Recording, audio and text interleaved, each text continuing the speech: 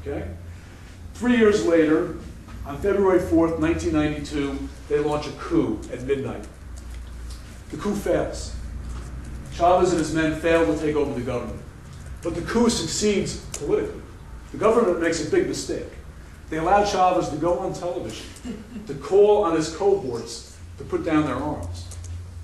So for 72 seconds, Chavez appears on the TV shortly before noon the next day, and in 72 seconds, he becomes a hero to all of those poor people in those slums who are outraged by the disparity of the wealth distribution in Venezuela, who are outraged by all these rich people living in their mansions while they can barely eat, despite the country's oil wealth, tremendous oil wealth.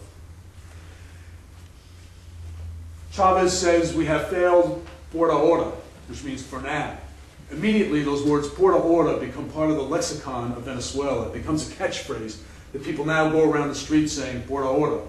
When Chavez said that, it meant to say, we have failed for now, but we will be back. So he was a tremendous, and nobody ever heard of this guy before. He was a completely unknown guy. In 72 seconds, there he is. Here's the man who's going to save us. He was like a savior to all these poor people.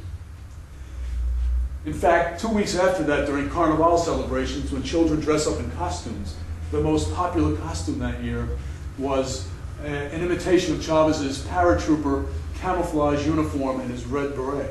So you saw all these little children running around the streets of Caracas dressed like Chavez in his paratrooper outfit. Okay? So Chavez goes to jail. He's jailed after the failed coup, spends 2 years in jail, gets out because he's